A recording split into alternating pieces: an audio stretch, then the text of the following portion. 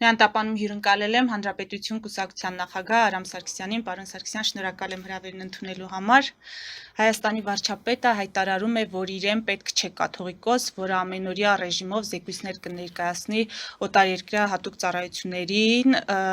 հատուկ ծառայությունների լեյտենանտներին, եւ սա նույնաբովանդակ միակ հայտարարությունը չէ, որ Հայաստանի վարչապետն անում է։ Ես հիշում եմ, որ էլի հայտարարություններ են եղել գործակալների մասով, բայց դրանց իրավական գործընթացներ կարծես թե չեն հետևել։ Արդյոք այս հայտարարությունները խնդրահարույց չեն, ձեզ մոտ ինչ հարցեր են առաջացնում նման հայտարարությունները։ Աստուծո ես եմ շնորհակալ, որ հրավիրել եք։ Խնդրահարույց կլինեին ու լուրջ քննարկման նյութ կդառնային մի պարագայում, եթե նման տեսակետներ ասած լիներ միայն Հայաստանի Հանրապետության վարչապետը, բայց նախկին սովետական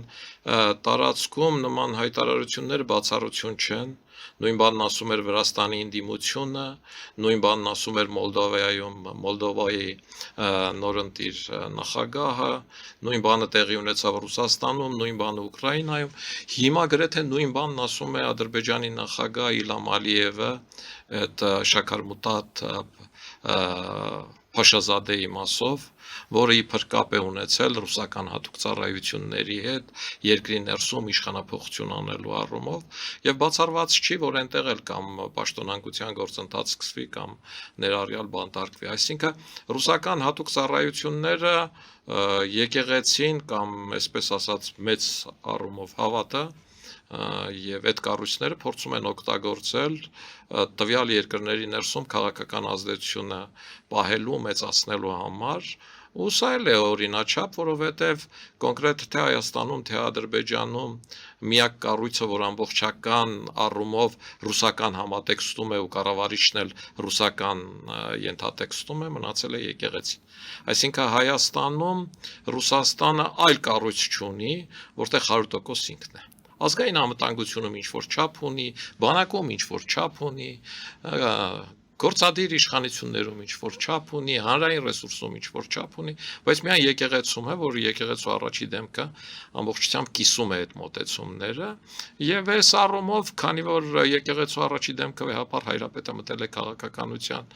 մեջ, Հայաստանի Հանրապետության վարչապետն էլ քաղաքական մարդ է, քաղաքական պիտակներ կամ քաղաքական բնորոշումներ է տալիս եւ սա օրինաչափ եմ համարում։ Շատ լավ, ԱԱՑ-ն ինչու չի գնում կաթողիկոսի հետևից։ Արդյոք նա կաթողիկոս է դրա համար, որովհետեւ այս տաղավարում հնչել է այդպիսի հորդոր Փաշինյանին, այդպիսի խորհուրդ, որ ձեռնաշղթաներով կալանավորեք։ Գիտեք, որպեսզի հիմնավորես կամ ապացուցես, որ մարդը ազգային անվտանգության գործակալ է, դրա համար շատ լուրջ արգումենտներ են պետք ու հիմքեր եւ անվտանգության ծառայությունները հենց նրանով են անվտանգության ծառայության, որ դա բաց չեն անում, ու անգամ մարդը, որին դու 100% գիտես, որ ինքը ազգային անվտանգության գործակալ է, որը քո մոտ խոստովանել է, որ ինքը այս ինչ թվից համագործակցում է ազգային անվտանգության համապատասխան ծառայության հետ, եթե դու ուզենաս իրեն կալանավորը, դու չես կարող հիմքեր գտնել ազգային անվտանգությունում դրա առումով։ Ընդհանրապես գործակալներին անդամագրում են անհատներով, առանձին կառույցներով, փակ փաստաթղթերով, աշխարհը փորձել է այդ խնդիրը բազմաթիվ անգամներ լուծել լյուստրացիայի միջոցով։ Բայց լյուստրացիան էլ որպես այդպիսին մեծ արդյունքներ չի տվել։ Հայաստանում ես կողմ եմ լյուստրացիայի, բայց կարծում եմ, որ լյուստրացիան էլ ամբողջ ճշմարտությունը չի բացի։ Մի պարզ պատճառով, որտեղ Հայաստանի Հանրապետության ազգային արխիվները 99 թվականից հետո չգիտես ինչի այրվեցին, այդ արխիվների մի մասը, եւ նաեւ 80-ական թվականների վերջին 90-ականների սկզբին մամուլում գրվեց, որ Հայաստանի ազգային անվտանգության արխիվների մի մասը տեղափոխվել է Ռուսաստան։ Այսինքն ամբողջական այն գործընթացները, ինչը տեղի են ունեցել սովետական ժամանակներում, հայ առաքելական Սուրբ եկեղեցու որոշակի սրբազանների մասով միանշանակ այսօր Հայաստանի ազգային անվտանգության արխիվներում չկան։ Հայաստանի ազգային անվտանգության արխիվներում չկան, պարոն Սարգսյան, բայց ասում են կա ԱՄՆ-ում, որովհետև երբ որ Խորհրդային Միությունը պարտվեց, նա բոլոր արխիվները փոխանցել է ԱՄՆ-ին եւ Նիկոլ Փաշինյանը կարող է Թրամփին նամակ գրելով ստանալ իրեն անհրաժեշտ տեղեկությունները, այդպիսի բան, այդպիսի կարծիքը ինչպես է։ Գիտեք ինչ, որ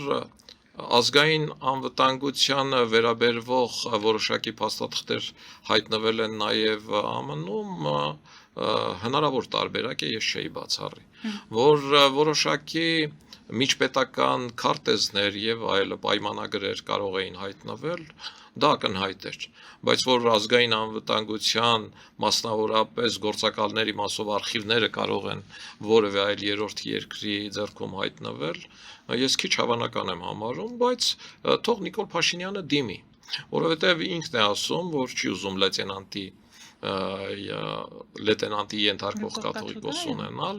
դրա համար ինքը երևի հիմք է ընդունում են, որ Հայաստանի Հանրապետությունում հայ առաքելական Սուրբ եկեղեցին հիմնականում օգտագործում է այն մոտեցումները եւ այն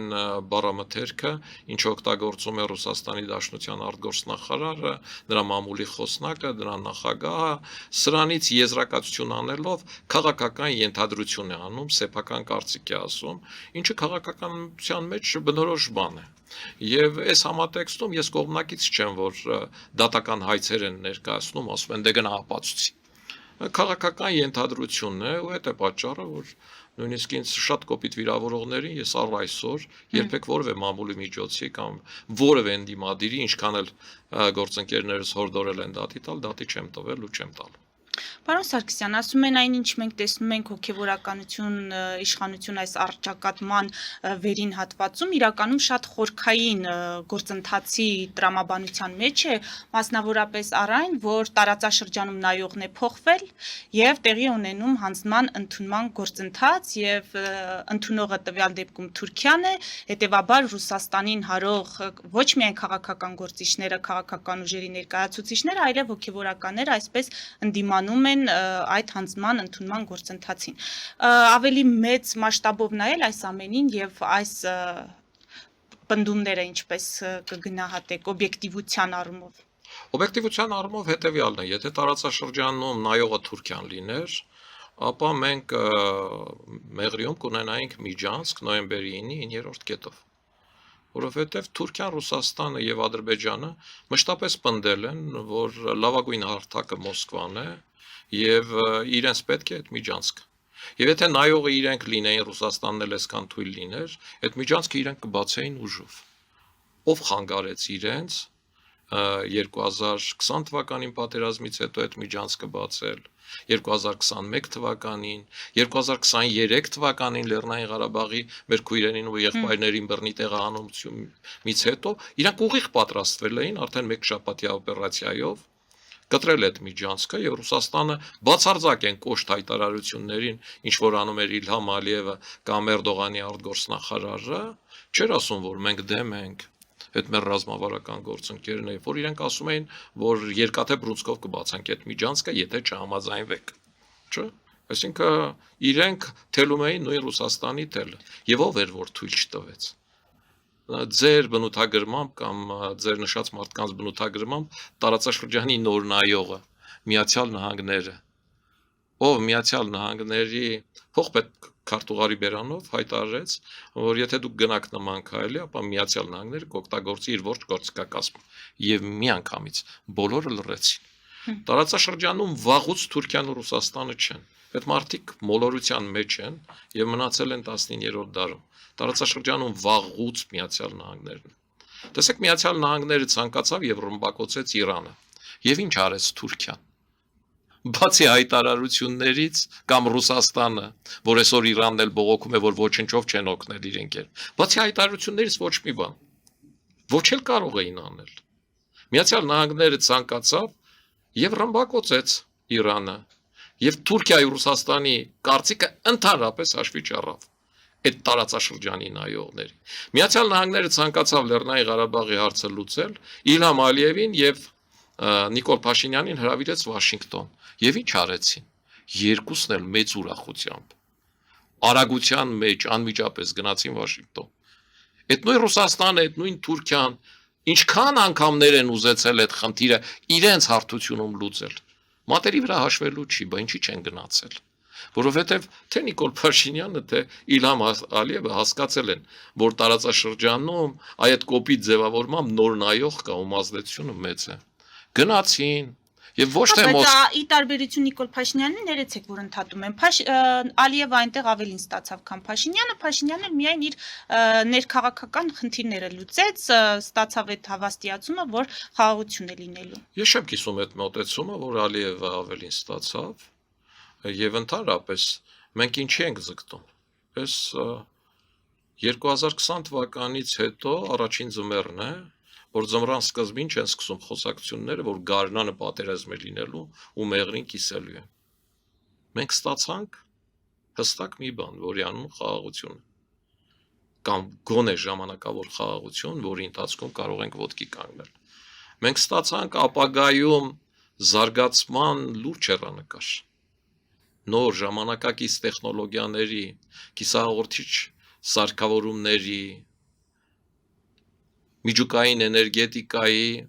կապսուլային ատոմակայաններ ունենալու,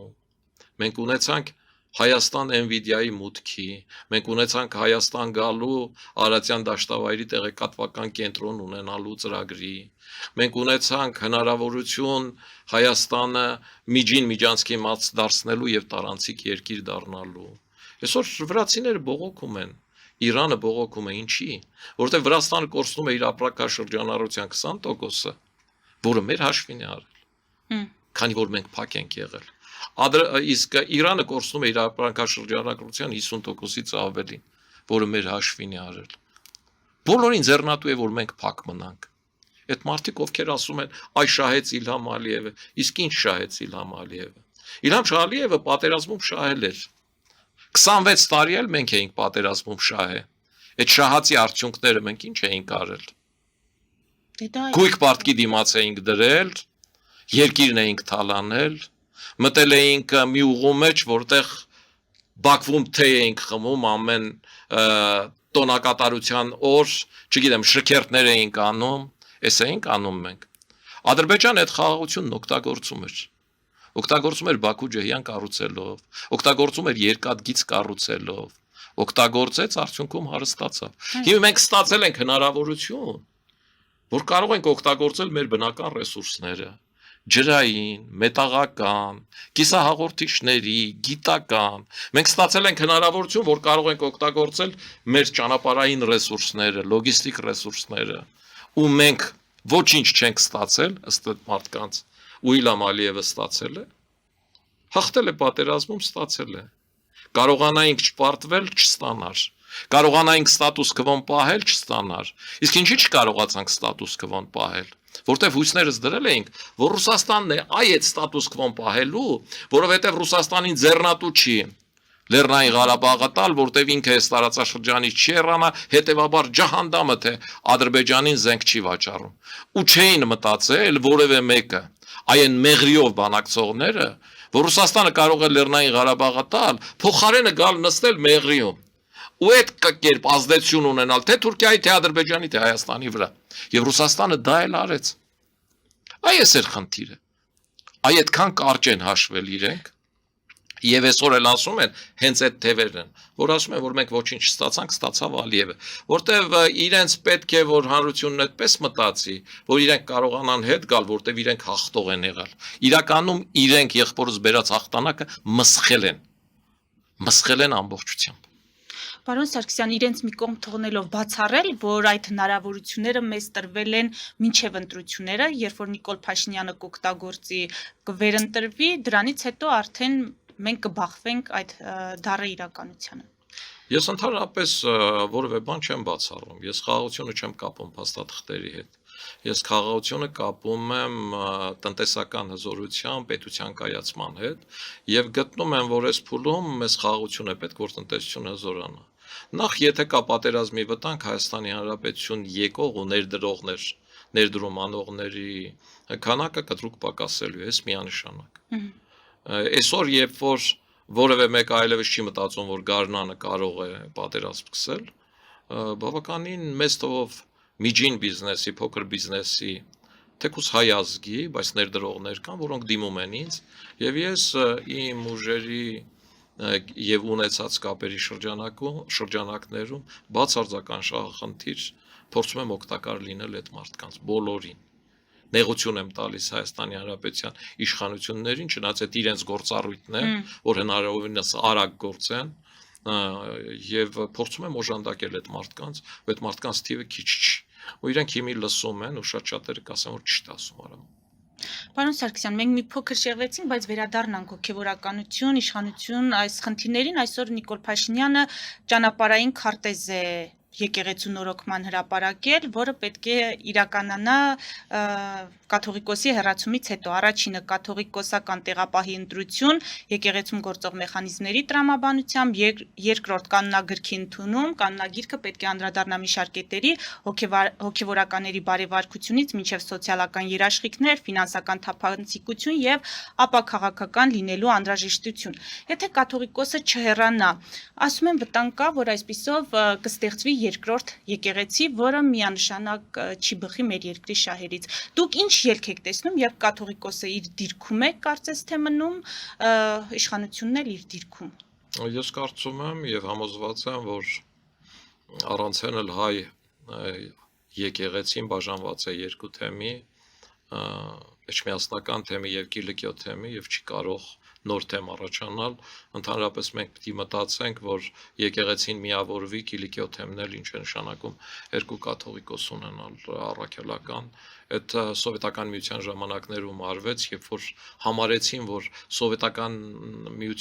սովետական Հայաստանի Հանրապետության կաթողիկոսները Կրեմլի դրածոներ են, դրա համար ոչ Կրեմլի դրածո կաթողիկոս ընտրվեց Կիլիկիայում։ Հիմա Հայաստանի Հանրապետությունը անկախ է, ու քանի որ անկախ է, եկեղեցիները կարող են միանալ ու պետք չէ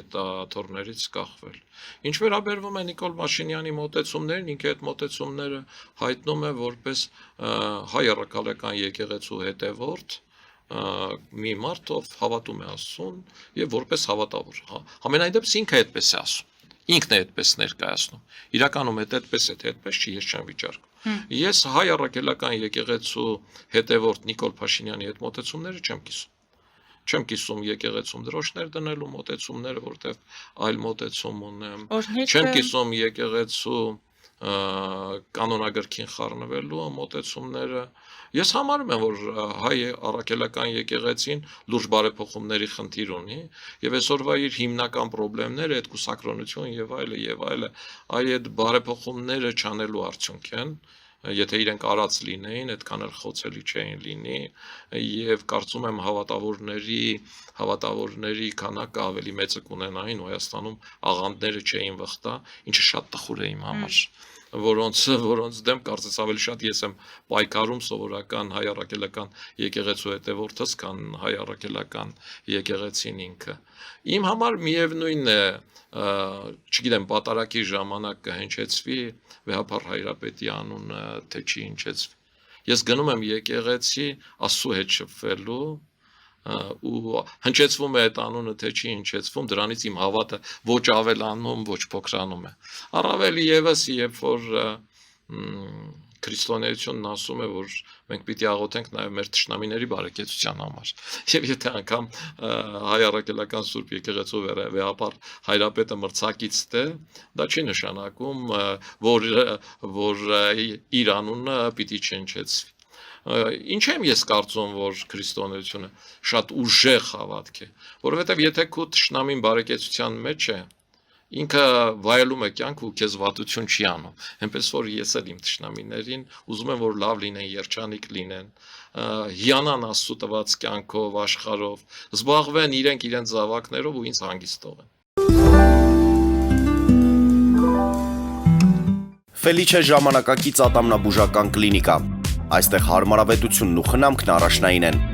Այստեղ կիրառվում են ատամնաբուժական ամենաժամանակակից տեխնոլոգիաներ, ճշգրիտ ախտորոշում, արդյունավետ բուժում, նուրբ փորձառություն եւ անհատական մոտեցում։ Սկսած սովորական մանրուքներից մինչև առաջադեմ ընթացակարգեր, այստեղ դուք գտնվում եք բարձր որակավորում ունեցող եւ փորձառու ատամնաբուժական մասնագետների ձեռքերում։ Մեր բարեկամական եւ հյուրընկալ անձնակազմն այստեղ է յուրաքանչյուր այցը հաճելի դարձնելու համար։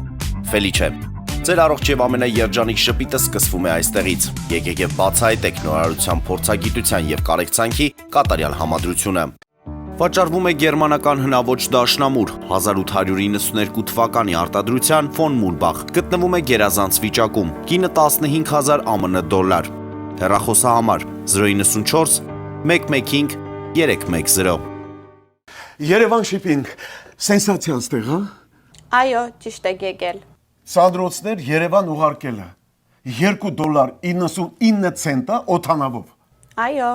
Իսկ եթե դոլար ուղարկես, դոլար ստանան։ այո, Իսկ որ տանեն տուն հասցնեն, էլի մի տոկոս, հա։ 2%։ Երասը ծրի է, էլի։ Ժողովուրդ սենսացիա, ծրի է։ Նոր Հոլիվուդ Գլենդել։ Ջաքփաթ հագուստի խանութը երկրորդ մասնաճյուղն է բացել Գլենդելի սրտում, որտեղ կարող եք ձեռք բերել եվրոպական եւ ամերիկյան ընտիր հագուստեղեն, կոշկեղեն, աքսեսուարներ, պայուսակներ ամենահարմար արժեքներով։ Նաեւ կարող եք ցանկացած ապրանք պատվիրել եւ ձեռք բերել կարճ ժամանակում։ Ջաքփաթի Գլենդելի հասցեն է 1135 North Pacific Avenue, հեռախոս 818 813 2252։ Ջաքփաթ հագուստի լավագույն կենտրոնը Գլենդելում։ 60-ից ավելի ճանաչված եվրոպական բրենդների ինքնատիպ, չկրկնվող եւ մատչելի ընտրանին Fortuna Home and Country House խանութ սրահում։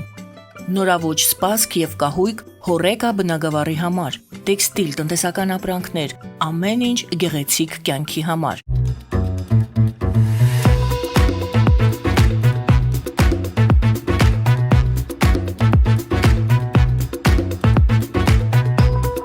Արարատ ռեստորան, ընտանեկան եւ ընկերական ժամանցի լավագույն հասցե, սիրված արտիստներ, հյուրընկալ մթնոլորտ, հարուստ ճաշացան, անմահական խորտիկներ։ Արարատ ռեստորան, հասցեն անփոփոխ, սիրով սպասում ենք ձեզ։ Լավագույն պաղպաղակ, բնական, համեղ եւ մատչելի գներով պաղպաղակը կարող եք ձեռք բերել բոլոր հայկական խանութներում։ Պահանջեք հայկական պաղպաղակ, Թամարա պաղպաղակ։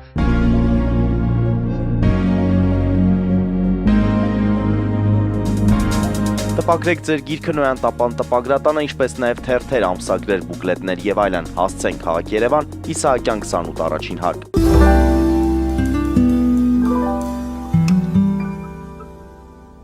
Կաթողիկոսին հանգստյան գնալու կոչարած եպիսկոպոսները, 10 եպիսկոպոսները, նրանք ավելի խիզախ են այդ բարենորոգումների, սեփական վարքը վերանայելու առումով, թե հնարավոր կոմպրոմատներից վախեցան եւ առհասարակ ինչու պետք է եկեղեցու այդ հոգեվոր դաս, այդ վերնախավը դեմ լինի բարեփոխումներին, բարենորոգման այդ ծրագրերին։ Եվ ինչու չի նախաձեռնել այսքան ժամանակ։ Ես կարծում եմ, որ այ ընթնջուկը ինչի սկզբանե առաջացավ, իսկ ի սկզբանե առաջացավ նրանից, որ հայ առաքելական եկեղեցու որոշ սպասավորներ մտան քաղաքականության մեջ եւ հայտարարեցին, որ իրենք ունեն վեհապար հայրապետի օրհնությունը։ Երկրորդ, երբ որ ջարդուփշուր արվեց ազգային ժողովի շենքը, կառավարության շենքը, Արարատ Միրզոյանը, որ այն ժամանակ ԱԺ նախագահ էր, մի կերպ փրկվեց մահանալուց, այդ ժամանակ վեհապար հայրապետը չդատապարտեց նման գործողությունները։ Ես կարծում եմ, վեհապար հայրապետի արած քաղաքական ոչ կամ քրիստոնեական ոչ ճիշտ քայլը հենց դրանում էր, որ ինքը պիտի կոչ աներ համախմբել Հայաստանի իշխանությունների շուրջ, պատերազմից հետո այս սաներ իրավիճակում եւ փորձեր հաղթահարել խնդիրը։ Փոխարենը վեհապար հայրապետը հայտարարեց, որ ինքը պահանջում է Նիկոլ Փաշինյանի հրաժարականը։ Ու այդտեղից էլ սկսեց։ 21 թվականին ժողովուրդն եկավ նորից ընտրեց Նիկոլ Փաշինյանին, մերժեց Ռոբերտ Քոչարյանին, կաթողիկոսներ մնաց մերժված Ռոբերտ Քոչարյանի հետ։ Ու քանի որ Ռոբերտ Քոչյանը Հայաստանի Հանրապետությունում արվող բոլոր հարցումներով ամենամեծ բացասական վարկանիշն ունի, որը նշանակում է որևէ պարագայում Ռոբերտ Քոչյանին քվե չեմ տա, այդ վարկանիշը տեղափոխվեց նաև վեհապար հայրապետի վրա։ Անդրադառնամ ձեր հարցին։ Այս համատեքստում եկեղեցու սրբազանների մի մասը սկսեց մտածել, որ կաթողիկոսը վրիպել է կամ սխալվել է, մի մասը այսինքն քաղաքական մոտեցումներ, ինչպես վերաբերվել Հայաստանի նոր իշխանություններին, որոնք նորից ընտրվում են, եւ որոնք նորից ընտրվելու հնարավորություն ունեն, եւ ավելի լուրջ հնարավորություն, քան նախկինները։ Եվ իրենք սկսեցին դիրքորոշվել, որ այս ուղին պետականության հետ ընթարման որևէ տեղ չի տանում։ Եվ այն սրբազաններին, որոնք քաղաքական կոչեր են անում, այդ սրբազաններին պիտի կարգալույծ անել կամ գոնե սառեցնել։ Եվ այսօր իրենք որևէ պատրվակ չեն գտնում, որ Արշակ սրբազանին գոնե չսառեցնեմ։ Այսինքն ոչ թե կարկալույծ անեն, նույնիսկ համաձայնային սառեցնելու։ Բայց հայ-առաքելական եկեղեցու մյուս սրբազանները այս մարդկանց անվանեցին հերձվածներ, անվանեցին բրուտոսներ։ Հիմա իրենք կանչում են ժողովի, եպիսկոպոսատ ժողովի։ Որը կրկին հայտարարվել է, որ չի կարողանալու։ Իսկ ինչու հայտարարվեց, որ չի արվել։ Որտեվ հայ առաքելական եկեղեցին հասկացավ, որ եթե ինքը այս սրբազանների հետ լեզու չի գտնում, ուրեմն պիտի այդ սրբազաններին կարգալույծ անի։ Պատկերացնում եք տարկս 10 սրբազանի կարգալույծ անելը։ Դա եկեղեցու փլուզում կնշանակի։ Դա հասկանում են բոլորը վեհապարից սկսած մինչև վերջին հավատավորը։ Հետևաբար այս 10 սրբազանների հետ լեզու գտնել է պետք։ Իրենք չեն գնում։ Փորձել են լեզու գտնել, բայց լեզու գտնելու պարագայում այդ 10 սրբազանները, որ գան ժողովի, իրանք մի բան են պահանջելու, որ բերեք արշակ սրբազանին գոնե սառեցնեք։ Այդ խնդիրն էլ իր առաջ դրել է քաղաքացիական պայմանագիր կուսակցությունը եւ վարչապետը։ Եթե սրբազանները իրենց ձեռքով սառեցնում են արշակ սրբազանին, վեհապար հայրապետն էլ այդ թուղթը ստորագրում է, այդ նշանակում է, որ ինքը դավաճանում է իր թիմին։ Այդ նշանակում է, որ հաջորդը ինքն է։ Ու քանի որ լեզու չեն գտել, որովհետև գան այդ բանն են պաշտպանելու, մնացածնել են պաշտպանելու, իմ կարծիքով նաև այդ պատճառով եպիսկոպոսած ժողովը հետաձգվել է։ Այսինքն այս ամեն ինչը իմ կարծիքով հայ առաքելական եկեղեցու հիմքում ընկած այս, չգիտեմ, անկախությունից հետո այս 30 տարիներին կուտակված փոփոխությունների, նախկինից մնացած որոշակի վատ ավանդույթների, դրանց արմատի մեջ չխորանալու ու դրանք վերացնելու ուղղությամբ կոնկրետ քայլեր չանելու արդյունք է, որը վաղ թե ուշ իրականություն է դառնալու, որը դժբախտաբար ընկել է այս ծանր ժամանակներում, երբ որ մենք պարտություն ենք կրել, լավ կլիներ, որ այդ ավելի ազատ ժամանակներում լիներ։ Բայց հիվանդությունները սրվում են, երբ որ ինչ-որ իրավիճակում նոր հիվանդություն է առաջանում, ու այն հինը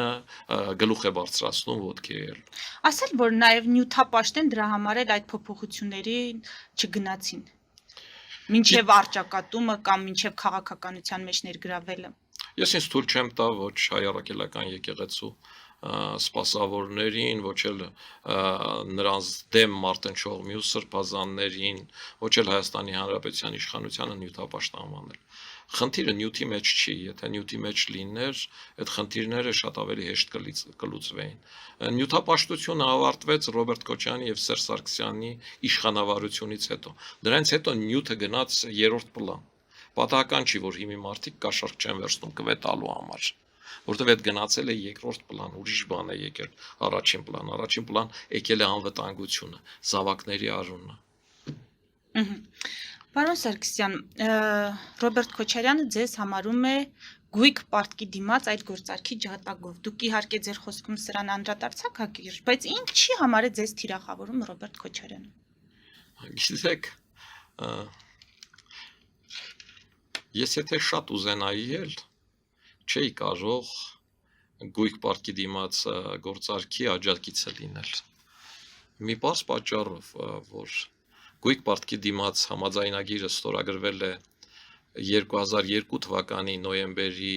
14-ին թե 15-ին, ինձ պաշտոնազրկել են 2000 թվականի մարտի 2-ին։ Ես գույք պարտքի դիմացի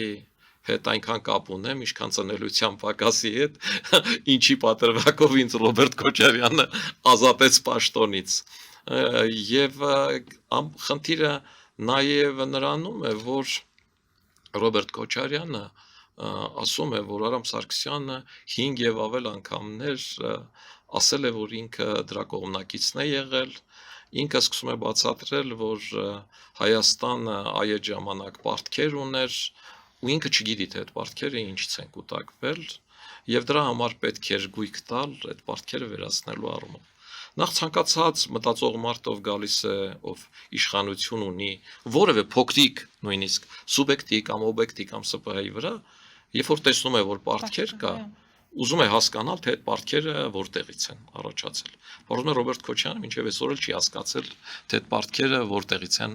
առաջացել։ Նախ պիտի հասկանաս պարտքերը որտեղից են, հետո փորձես այդ պարտքերը մարելու համար ուղիներ ու ճանապարհներ գտնել։ Այդ պարտքերը ես պարոն Քոչարյանին բացատրեմ, թե որտեղից է առաջացել, թող մարդը իմանա, տեղյակ լինի։ Պարտքերն առաջացել են նրանից, որ Հայաստանի Հանրապետությունը էներգոկիրները գնում էր դոլարով, իսկ էներգոկիրներ գնում էր գազ եւ կոշտ վառելիք, ուրան, ատոմակայանի լիցքավորման համար։ Երկուսն էլ գնում էր դոլարով, իսկ Հայաստանի ներսում վաճառում էր դրամով։ Քանի որ կենտրոնական բանկի միջոցով էլ դրամավարկային քաղաքականությունը պահում էին այնպես, որ դրամի կուրսը շատ չընկնի ինֆլյացիա տեղի չունենա, առաջանում էր ճակ, եւ մենք գնում էինք համաշխարհային բանկից ու IMF-ից վարկեր էինք վերցնում։ Ասեմ նաեւ, որ այսօր էլ Հայաստանի Հանրապետության միջպետական պարտքերը առաջանում են դրանից, որ մենք էներգոկիրները գնում ենք դոլարով, վաճառում ենք դրամով։ Այս պարոն Քոչարյանին գիտություն որպես տնտեսության բացառիկ մասնագետի թող այս բաները պարոն Քոչարյանն իմանա։ Ու ինչ է առաջարկում ես, որ Ռոբերտ Քոչյանն ուզում է ներկայացնել, որ 5 անգամ ասվել։ Ես այդ առումով բազմաթիվ անգամներ ասել եմ։ Ես առաջարկում եի, որ քանի որ ատոմակայանը ամբողջական ռուսական է եւ վառելիքն էլ ռուսական կոշտ վառելիքի հիման վրա է, ու մենք չենք կարող ֆրանսիական վառելիք բերել այսօրվա Հայաստանի ատոմակայանի համար, որպեսզի նման խնդիրը լուծենք, պիտի կարողանանք կոշտ վառելիքը գնել ավելի էժան։ Եւ առաջարկում էի,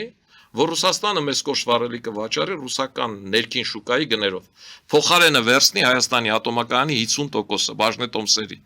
Այսինքն տանք ատոմակայանի 50%-ը իրեն, բաժնետոմսերի, ինքը մեզ կոշտ վառելիքը տա 8 միլիոն դրամով։ Ռուսաստանում այդ ժամանակ 2000 թվականին 8 միլիոն էր կոշտ վառելիքը, Հայաստանին վաճառում էր 16 միլիոնով։ Երկրորդ պարտքը առաջանում էր գազից։ Գազի գինը Հայաստանում 55 դոլար էր, Ռուսաստանի ներսում 22 դոլար էր։ Եթե բերում հասցնում էր մինչև Վրաստանի սահման, դառնում էր 28 դոլար։ Առաջարկում էի հայ-ռուս գազարդի 50%-ը բաժնետոմսորի տալ Ռուսաստանին, փոխարենը Ռուսաստանի ներքին շուկայի գներով գումարած տեղափոխումը գազ ստանալ Հայաստանի սահմանի վրա։ Սա է եղել իմ առաջարկը եւ սա մանիպուլացնում է պարոն Քոչարյանը, իր թիմն էլ հիմք է դնում, որ 2002 թվականին ես Առավոտ թերթին հարցազրույց եմ տվել, որտեղ ասել եմ, որ Ռոբերտ Քոչյանը իմ ասած քայլերն է անում, բայց վատ է անում, դա որևէ կապ չունի գույք պարտքի դիմացի հետ։ Գույք պարտքի դիմաց ծրագիրը 2000 թվականին չի քննարկվել։ Եվ բնականաբար հոկտեմբերի 27-ից հետո այդ իրավիճակում նման բաներ չէր կարող քննարկվել։ Իմ վարչապետության ժամանակ որևէ բան չի սեփականաշնորհվել։ Ես գլուխ չեմ գովում դրանով։ Ես սեփականաշնորհման կողմնակից եմ, բայց չի սեփականաշնորհվել, որտեվ թե եղբայրս, թե ես ինվենտարիզացիա ենք անում, թե մենք ինչ ունենք եւ ինչը կարող ենք աշխատեցնել։ Երրորդ հանգամանքը ինքը խոսում է Պեոմարսի մասին։ Ասեմ, որ Պեոմարսը կառուցվել է, ճիշտ է ասում, Սովետական միության միջոցներով, Հայաստանի ամենաթանկ կառուցված գործարանն է եղել։ 360 միլիոն դոլար արժողություն ունի։ Ռոբերտ Քոչյանն ներկայացնում էր, որ այդ քանդել զրոյից սարքել էր պետք։ Բայց էական նեշ չի, Պեոմարսի տնօրենը իմ կողմից շատ հարգված Կարեն Դեմիրճյանի որդի Ստեփան Դեմիրճյանն էր։ Ես Միասնություն դաշինքի վարչապետն էի։ Միասնություն դաշինքը երկու թև ուներ՝ ժողովրդական կուսակցությունը, հանձինը Ստեփան Դեմիրճյանի, Կարեն Դեմիրճյանի մահվանից հետո, եւ հանրապետական կուսակցությունը, հանձինս Լուսահոգի Անդրանիկ Մարգարյանի։ Ես ոնց կարող էի կողմ լինել, որ Պեոմարսը, այսինքն ինձ վարչապետ առաջարկած թիմի տնօրեն աշխատող տնօրության տակ գտնվող Պեոմարսը գույք պարտքի դիմաց անցնի Ռուսաստանին։ Ինչ որ բաներ ասելուց պիտի մտածես, որ այդ որոշակի տրամաբանական հենքել ունենա, էլի։ Այստեղից այնտեղից պեղած ինչ որ թղթերի վրա հենքեր չդնես, էլի։ Հետաքրքիր մարդ է Ռոբերտ Քոչյանը։ Պարզվում է, որ ասենք գույք պարտքի դիմացը ես եմ արել, չգիտեմ, Երևան զորքերը Միքայել Հարությունյանն է իջեցրել, օտեին ցանցերը նախարարի առաջարկով է արել, իսկ ինքը ինչ որ բան արել է։ Կամ եթե ես այդքան լավ առաջարկեր էի անում ու այդքան խելոք մարդ էի, որ 2 տարի հետո նոր ինքը հասկացել է իմ առաջարկն է արել։ Ինչի ինձ պաշտոնանք արեց, պաշտոնից հեռացրեց։ Իմիջիայլոց ես միակ վարչապետն եմ, ում պաշտոնից հեռացրել են։ Եվ դա գին է ունեցել։ Եթե ես համաձայնեի ինքս դիմում գրեի, ուղիղ առաջարկվել էի, դու դիմում գնի ու գնա Արարատի ցեմենտի գործանը քոնն է, սեփականաշնորհի աշխատի, ես ասել եմ ոչ։ Այսօր այդ Արարատի ցեմենտի գործանը սեփականաշնորհվեց գիշերային աճորդով, ինչ որ Ռոբերտո ընկերության, որը հետո 4 բաժնետեր ունեց, հետո մասարմաս վաճառեցին Գագիկ Ծառուկյանին, դարձավ մուլտիգրուպ։ Ինքն ասում է, որ ինքը ժամանակին այդ գործարանները վաճառել է արևմտյան կապիտալին։ Քաջարանի գործարանը այնքանով էր գերմանական, ինչքանով ասենք Midland Armenia Limited-ը, որ 24 միլիոնով վաճառեց Բաշխի ցանցերը, անգլիական էր։ Էդում է խափում։ Չէ՞ որ են վերնախավում են մարդիկ, ովքեր այդ ամեն ինչին տեղյակ են, ովքեր Հայաստանի Հանրապետությունում քաղաքական կյանքով զբաղվում են ու ներքին կարգին տեղյակ են, այդ ամեն ինչը գիտեն։ Այս ժամանակ էլ իրենք ինքը ներկայացնում էր, որ եթե Բաշխի ցանցերը այսօր չվաճառվի, վաղը փլուզվելու է, մենք էլեկտրաէներգիա չենք ունենալու։ Ձրի շան մսի գնով այդ Բաշխի ցանցերը վաճառեցին, ու այդ Բաշխի ցանցերը գնողները առեսօր էլ այդ Բաշխի ցանցերի վրա ներդրում չեն արել, ու այդ Բաշխի ցանցերը դեռ առեսօր աշխատում է առանց ներդրումների։ Նույն Քաջարանի մասով այսօր իրեն աջակցող Հրանտ Բագրատյանը այն ժամանակ ասում էր, «Էս ինչ գին են տվել 360 միլիոն», որ մի տարվա շահույթը հանել է այ Քաջարանի վաճառած գինը։ Այդ գնով ասում է ցանկացած Հրանտ Բագրատյանի ասածն եմ կտում։ Ցանկացած հայ մարդել կգնար Քաջարանը կգներ, էլի, վարկը կվերցներ կտար, մի տարի հետո վարկը կփակեր, լոկուտներն էլ կմնար իրեն։ Ու Ռոբերտ Քոչարյանը այս առումով խոսելու տեղ ունի, ընդհանրապես ես կուզեի, որ Հայաստանի Հանրապետության քննչական մարմինները գույք պարտքի դիմացով իրենց գործառույթները ամբողջությամբ կատարեին, որպեսզի հասկանալի լիներ մեր բոլորիս համար էլ, թե Ռոբերտ Քոչարյանի այդ ամենաաղքատ նախագահի տեխնացուն լինելուց հետո Հայաստանի ամենահարուստ մարդկանցից մեկը դառնալը ինչ ճանապարհով է տեղի ունեցել։ Եթե այդ գործարքները այդքան արդար, թափանցիկ ու արևմտյան են եղել, իսկ ինքը որտեղից է հարստացել։ Այդ հարցին թող պատասխանի Ռոբերտ Քոչարյանը ու իր թիմակիցները։ Ու լավ կանի, որ արեքստական ինտելեկտին ասենք ջուրը թաց է, թե չոր է կամ չգիտեմ, ասում է, եթե մարդուն մեղադրանք չի առաջադրվել, ինքը կարող է մեղադրյալ դինել, այս կարգի հարցեր տալու փոխարեն այդ արեստական ինտելեկտին հարցներ Հարամ Սարգսյանի եփ են նշանակել ու եփ են ազատել։ Ասում եք ում է վախեցնում Ռոբերտ Քոչարյանը, ում է խափում Ռոբերտ Քոչարյանը ավելի ճիշտ ներողություն։ Խափում է այն մարդկանց, պարոն Սարգսյան, ովքեր այլընտրանք չեն տեսնում, Նիկոլ Փաշինյանին էլ չեն ուզում, որ վերընտրվի։ Գիտեք ինչը, որ Նիկոլ Փաշինյանը 2021 թվականին 50+% հավաքեց ու դա Ռոբերտ Քոչարյանի արած հանրահավաքի հետևանքն էր, դա միանշանակ, որովհետև բոլոր հարցումներով, ես կարող եմ այսօր բացահայտել անգամ NDI հարցումներով, որոնք գրեթե միշտ իրենք ասում էին, որ դա հարցում չի, իրենք ասում էին, որ դա հետազոտություն է, որովհետև իրենք հիմնականում թվերի դաշտ չէին մտնում, իրենց արած հետազոտության արդյունքում Հանրապետություն կուսակցությունը 62%-ով անցնում էր ազգային ժողով, չանցավ մի պատճառով, Ռոբերտ Քոչարյանի հանրահավաքի պատճառով։ Մարդիկ տեսան, որ այդ հանրահավաքին 42,000 Յոնեսյանի հաշված թվով մարդ էր եկել եւ մտածեցին կարող է 9 հետ գա։ Նույնիսկ մեր կուսակցության, իմ կուսակից ընկեր Անի Խաչատրյանը ինձ ասեց, «Շեֆ, կարող եմ մենք էլ գնանք Նիկոլին տանք, որ ձայն չփոշիանա, որ հանկարծ Ռոբե հետ չգա»։ Այսինքն, որ Ռոբերտ Քոչարյանը այդ առումով ձեռնատու է իշխանություններին ու իր թիմին էլ ձեռնատու է, որ այդպես падգամավոր են դառնում, այդ մասին իշխանական թիմը երբ պետք է, երբ ժամանակը գալիս է, այդ մասին խոսում է։ Բայց դա չի նշանակում, որ Ռոբերտ Քոչարյանը չպետք է մասնակցի ընտրություններին։ Ես օրինակ դեմ եմ այդ բաներին, որ կոչ են անում մի մասնակցեք։ Ինչ է նշանակում մի մասնակցեք։ Կամ Սերժ Սարգսյանը, հիմա Սերժ Սարգսյանը չի մասնակցում։ Ինչ անի Հանրապետական կուսակցությունը, որ Հայաստանի Հանրապետության առաջին գրանցված կուսակցությունն է, լուծարի, կուսակցությունն էլ չմասնակցի։ Կուսակցությունը եթե մասնակցի, ասելու են Սերժ Սարգսյանի Հանրապետականն է, միևնույն է։ Ինչ ուզում է անի։ Հասկանում եք, դրա համար ես քաղաքական խնդիրների լուծման քաղաքական մեխանիզմ եմ առաջարկում։ Ասում եմ, եկեք Հայաստանում արգելենք նախընտրական դաշինքները։ Օրինակ իմ համար շատ հետաքրքիր է, թե Ռոբերտ Քոչարյանը որ կուսակցությամբ է առաջադրվելու։ Նիկոլ Փաշինյան քեզ հետաքրքիր չի։ 2 տարի առաջարկում եմ, ասում եմ, եկեք արգելենք նախընտրական դաշինքները։ Թող կուսակցությունները խոշորանան, թող մաքրվեն, թող այդ կնիկներ վաճառելը վերանա վերջապես։ Մարդիկ կնիկները պահում են, հետո անշահախնդիր տալիս են Արզականցյանին։ Վաղն էլ կտան Սամվել Կարապետյանին, եթե մեր ձևովը չգրանցվի։ Բերեք, արգելեք։ Բերեք արգելեք, կուսակցությունները, գաղափարական կուսակցությունները կտեսնեն, որ չեն անցնում, կխոշորանան, կմիավորվեն, ու միասնական մի կուսակցության անունով կգան կմտնեն ազգային ժողով։ Հետո ազգային ժողովում կոալիցիա կկազմեն, թե չեն կազմի, դա արդեն ուրիշ խնդիր է։ Այնտեղ իհարկե կոալիցիաներով կձևավորվի, եւ կոալիցիան արդյունք կտա։ Հիմա իշխանությունն ինչ է արել։ Ասել է լավ, քանի որ Արամ Սարգսյանն է ասել,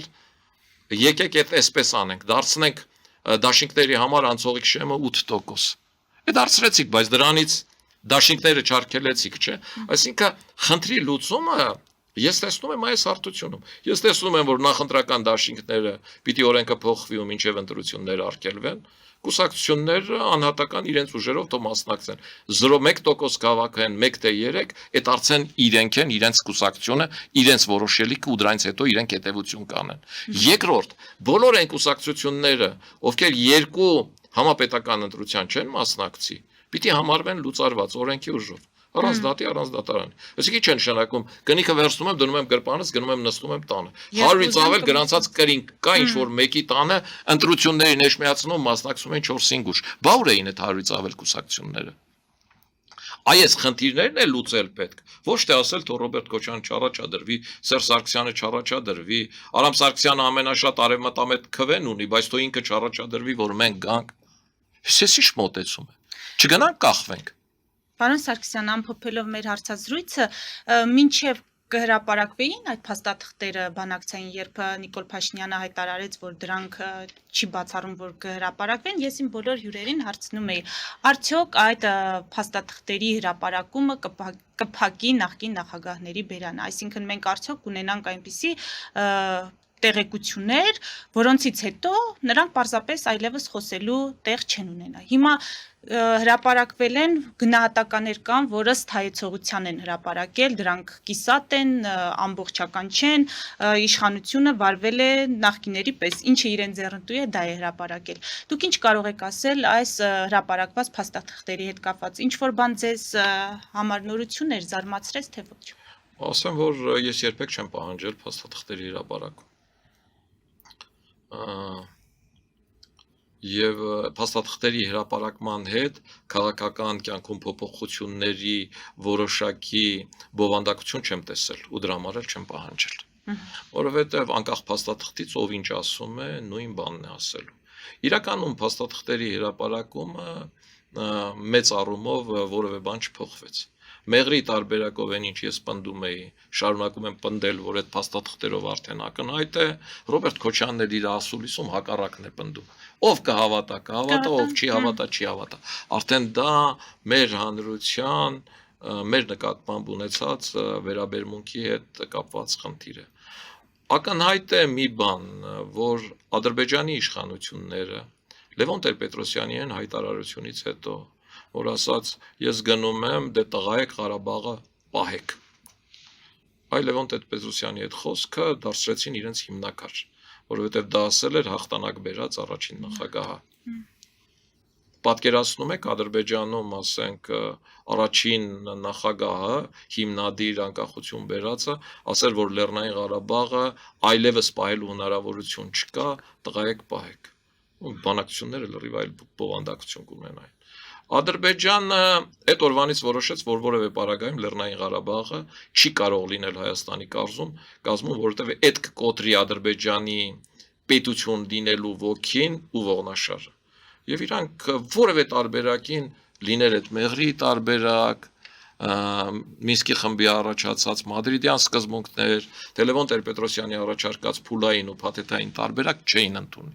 Այդ շատ լավ հասկացել էր եղբայրս, բազմաթիվ անգամներ էլ իրենց բացատրել է, գրավոր նյութեր կան այդ առումով, որ այս ամեն ինչը պահելու մի բան կա։ Պիտի Հայաստանի բանակը մշտապես լինի մարտունակ։ Չկա որևէ ելույթ, որում եղբայրս Վազգենը չի ասել, որ այս պատերազմը դեռ չի ավարտվել, որ ժողովուրդ ուշքի եկեք, որ այս պատերազմը արագությունների պատերազմ է ու կարող է 1-2 օրում վերջանալ։ Իսկ դրա համար ինչ էր պետք տնտեսությունը ոտքի անել։ Ոչ թե բաժանել 20 քուրա եղբայրների, օրողբերների, ընկերների մեջ ու ասել սրա անունը կազմակերպված պետություն է։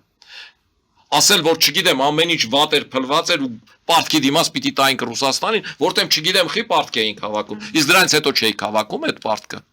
Տենց էլ գլխի չընկաք ինչի է այդ պարտքը։ Փոխանակ խորանալու, մեծ փիլիսոփայի ու տնտեսագետի տեղ դնելու